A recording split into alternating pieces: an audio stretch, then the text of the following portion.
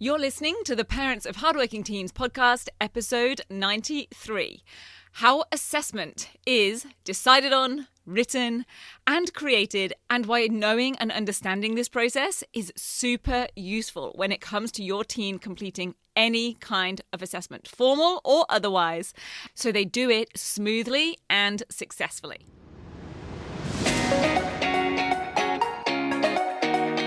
I'm Katie Jones, and with over 15 years in education as an award-winning high school teacher, international external examiner, and as a study coach, I've helped thousands of students skyrocket their results and confidence.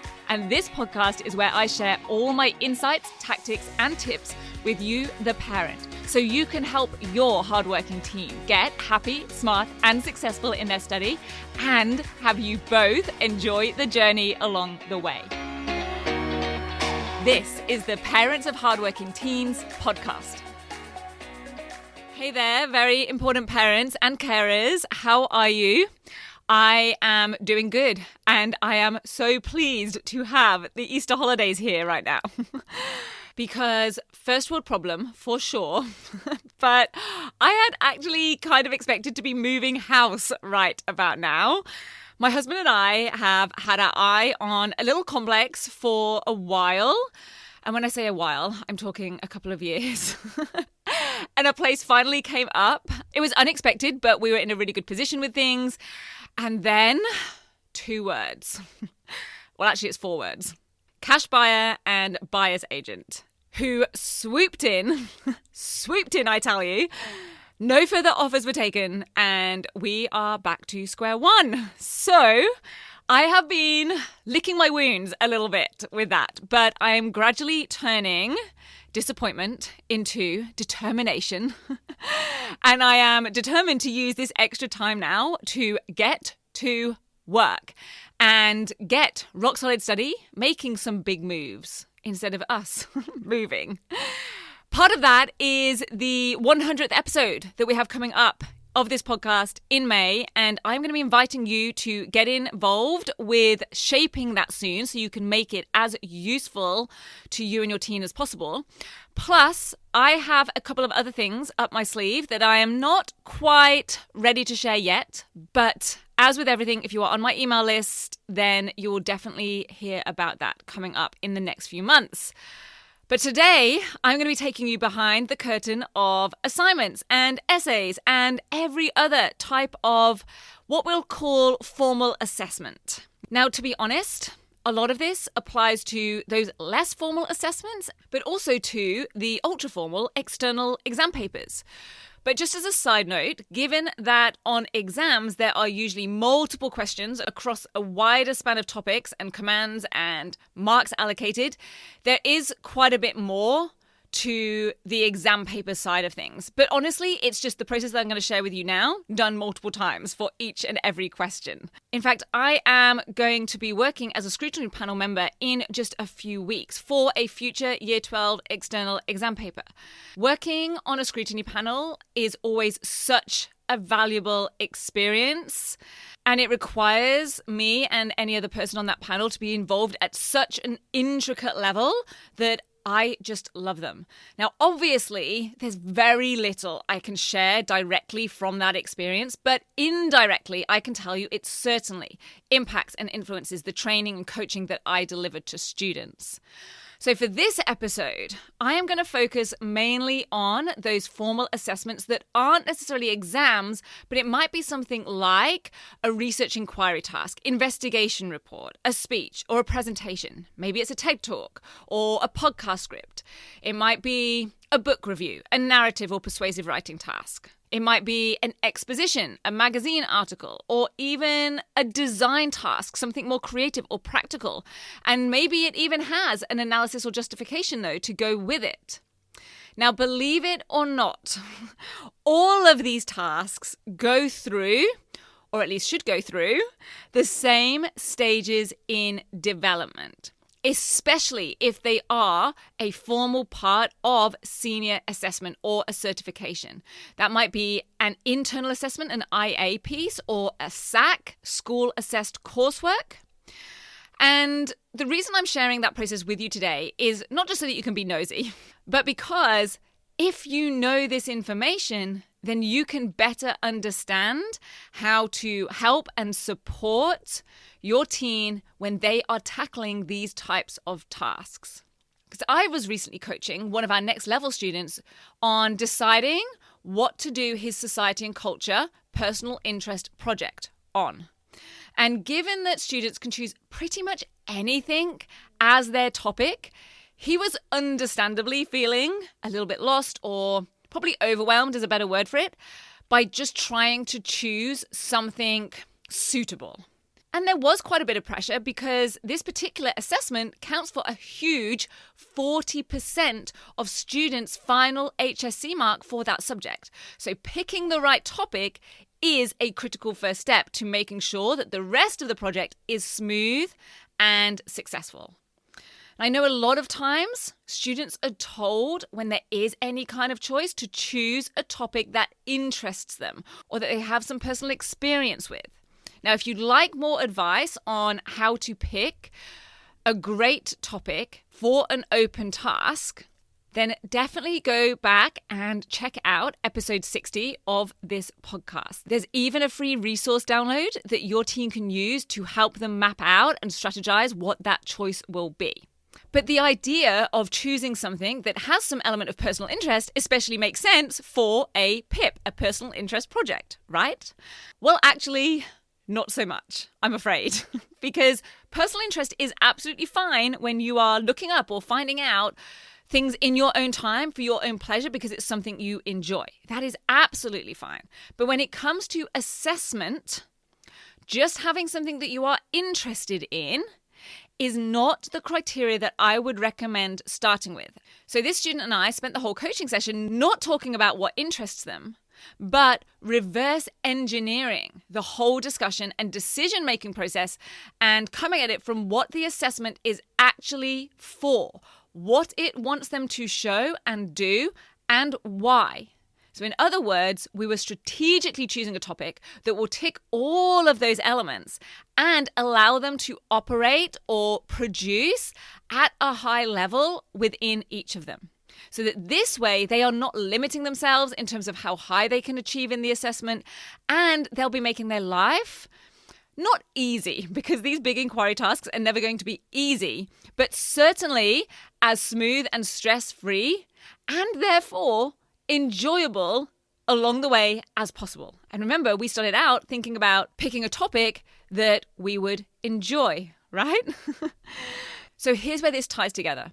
When you understand what has gone into creating the task by whoever is going to be marking it, then you will have a much better idea of how to successfully complete the task, even if there's not any choice in the topic or the direction to go. Most students, totally understandably, me included throughout my high school, college, and university days, would simply tackle an assignment by looking at what I have to do. I didn't think about what do they actually want from me and why. So for example, why am I writing a persuasive speech about, let's say, gender inequality? Is it because the teacher or assessor wants me to show that I understand the issue of gender inequality? Perhaps that's in sport for PE, or in movies for media studies, or maybe in employment for law or legal studies. Or is it that they want me to show my persuasive language techniques for English, and they're actually not that interested in the facts of the issue itself at all? Do you see how different those things could be? Same topic, totally different purpose of the task. Very different angle to be taken, or elements to focus on when tackling that task. So consider how differently your teen would tackle whatever task it might be that they are facing right now if they truly knew those things, or had me sharing and breaking down the exact focus points for their exact task with them on a coaching call. So here is the first thing that happens when an assessment is developed. And I say all of this as someone who has been a head of department who writes the assessments for that department, a coursework moderator for exam boards, a current scrutiny panel member for senior external exams, and a previous writing panel member for external final examinations also. First of all, we look at what subject content needs to be assessed. That means we look at the curriculum content or the course syllabus and exactly what elements need to be or could be or essentially need to be tested in this assessment task. Then we come up with ideas on what type or genre of task could do that. Now, sometimes there might be guidelines on what type of format it should take, like is it to be a written piece or should it be more practical? And often we will also need to take into account the length or the size of a task, not just in terms of word count, but also in terms of what is required to go into it or will be part of it in order to produce the final response. And what will that be like time-wise as well? So a format and type of assessment will eventually be decided upon, sometimes quickly, and sometimes after a lot of debate. And then the very juicy part begins. Just deciding what the task will be is not the juicy part. All the details are put into place and mapped to exactly what syllabus dot points are being assessed, exactly what commands are being required or used, exactly what is going to be required of the student, and what does the student actually need to produce and submit. And are there any steps along the way that might also need to be submitted, either as evidence or as part of the whole process? And this goes back and forth then as each little decision is made with, like I said, mapping back to the syllabus or curriculum content to ensure that everything aligns so that nothing that's required to be assessed is missed, but also so that nothing is being included or required that shouldn't be. And that includes only requiring reasonable personal or background knowledge. So an example of that might be that in a maths paper, say for the topic of probability, students would reasonably be expected to know that there are 26 letters of the alphabet, or 6 sides on a die, or 52 cards in a deck. Any additional information must be included in the task or on the paper as context or supplementary information, or it actually needs to be taken out of the task so it is no longer required. Now, the wording of the task or the question is then refined so that it is as clear as possible, making sure there's no important information that might be left out or left down to presumption, and wording is made as succinct as possible rather than being overly wordy or in any way confusing. Then we move to the all-important marking guide. So the success criteria, the mark scheme, whatever your teen's exam board or country or state calls it, they are all the same thing. They are what your teen's work is being judged against. And this involves a really rigorous process of deciding what content or levels of response get what marks. So remember, for large assessment tasks, it's not about getting a mark for this or a mark for that. It's about band descriptors or levels of response.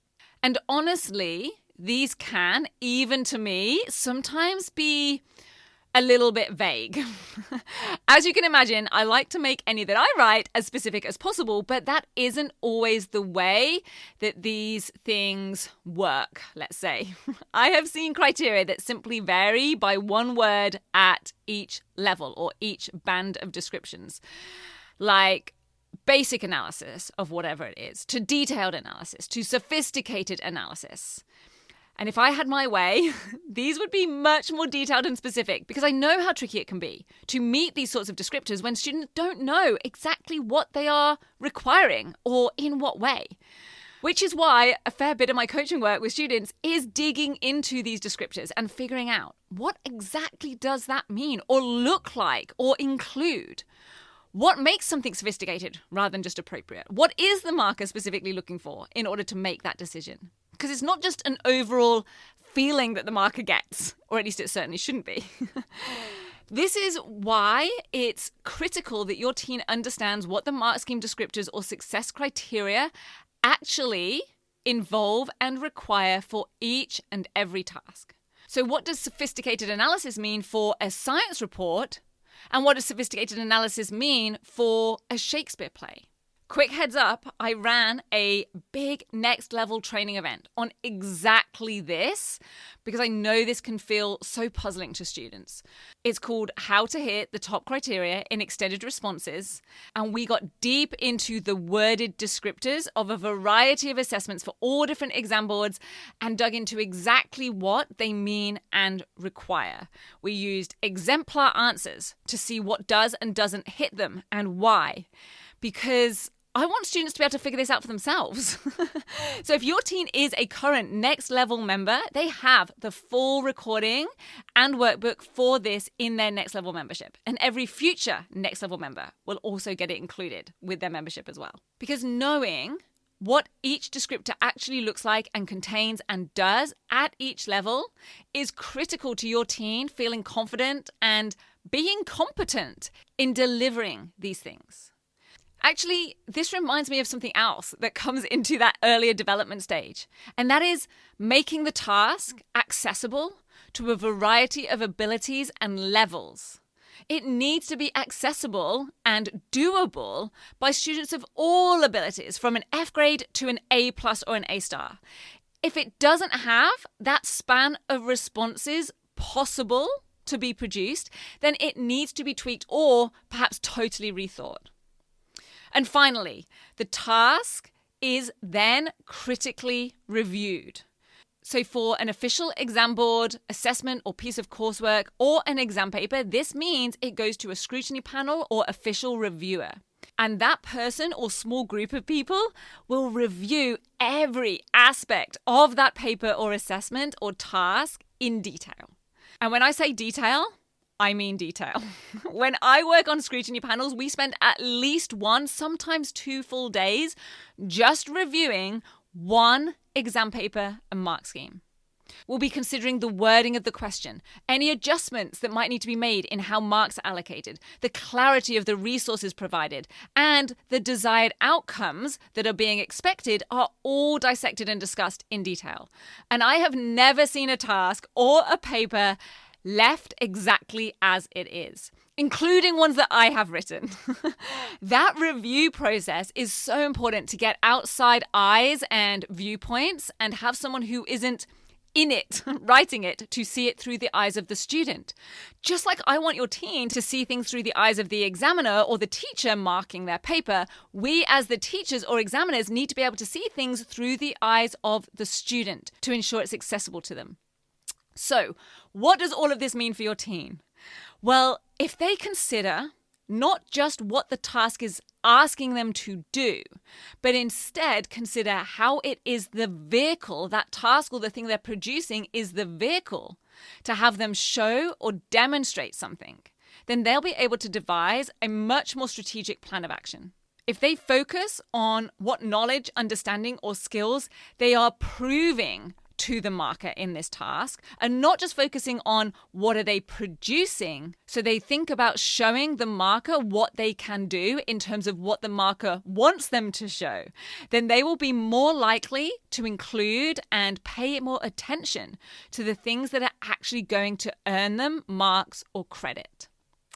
So I hope that little behind the scenes is helpful. I hope it gives you and your teen a different and super useful perspective next time they're getting stuck into a new assignment, and enables them to tackle and complete it with a lot more confidence and a lot less stress or potential confusion, and achieve a successful outcome at the end of it. Have a wonderful rest of your week, and I'll catch you back here next week. Bye. If you're ready to have your teen achieve their best possible results with less stress, then I want to invite you to enroll them in the 10-week Grade Transformation Program, where they're going to learn the key concepts, skills, and strategies to catapult their performance in assessments and exams. It's risk-free. They either achieve bigger and better results with a whole lot more confidence in 10 weeks, or we refund you in full. Just head over to www.rocksolidstudy.com/program, and I'll see you there.